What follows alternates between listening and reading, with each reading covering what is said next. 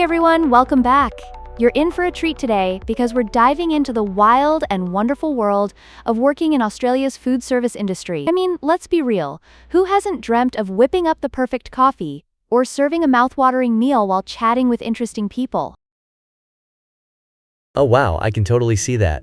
But what exactly do you mean by service industry? Like, is it only restaurants and cafes or? Great question. The service industry in Australia is broad. Of course, it includes the obvious ones like cafes and restaurants, but it stretches into everything from hotels to catering and even event planning. Imagine being at an elegant wedding, just serving up scrummy food while navigating the dynamics of families. Talk about a reality TV show in the making. Haha, yeah, that sounds fun. So, when you say you work in, weird question, but do you have a favorite type of customer? I mean, are there some that are just a blast to serve? Absolutely. It's those regulars, the ones who come in, sit at the same table every time, and share stories about their lives. They become like family. I remember this lovely couple who would celebrate their anniversary at the diner every year. The man always ordered a burger, and the woman would have a slice of our homemade pie. They brought joy with their laughter, and it was such a delight to serve them. Oh my gosh, yes. I once worked at a customer service hotline, and wow, some folks were really harsh, like one guy went off about his pizza being late. It's like, who knew pizza could bring out the fury, right? But you mentioned skills before. What kind of skills do you think are essential in the food service world? Oh, it's a mixed bag. First off, customer service skills are key. You've got to remain friendly and professional, even if that pizza guy is throwing a tantrum. And then there's teamwork. At peak hours, when everyone is busy, you've got to synchronize like a well-oiled machine. Imagine a dance floor where everyone knows their steps. You can't step on toes if you want to keep the rhythm flowing.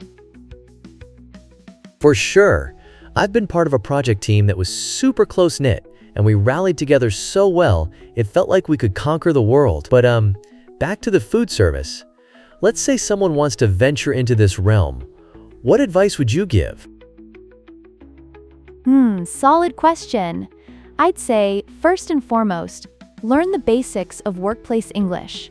It helps when taking orders, serving dishes, and handling payments. You know, the essentials that keep the gears running smoothly. Secondly, keep a smile on your face and be patient. Service attitude here is essential. Without that element, you're just moving plates. No joy there. Oh, dang. That's wild. But like, speaking of safety, what about tips in Australia? I've heard it's different from other places. Ah, yes. The tipping culture here in Australia is quite unique. Unlike the US, where tips are a big deal, here it's more like a pleasant surprise. Usually, it's just a few coins or rounding up the bill. But there are instances, particularly in fine dining, where tips are appreciated. It's less of a mandatory practice and more about saying, "Hey, you did a great job." Yes, that's such a cool vibe. Okay, last thing. If someone's totally new to this field, how do you think working in food service might help them, I don't know, with other skills? It's a treasure trove, really.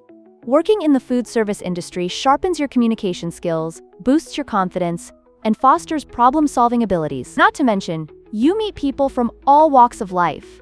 I mean, I've shared laughs and stories with tourists from around the globe. It's a front-row seat to humanity. Laughs. That's amazing. So it's not just about food and drink, but making connections too? Wow.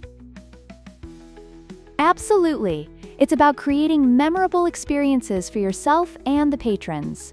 That, my friend, is the spice of life. All right, well that wraps up our chat about the experiences of working in the Australian food service industry. Thanks for sharing.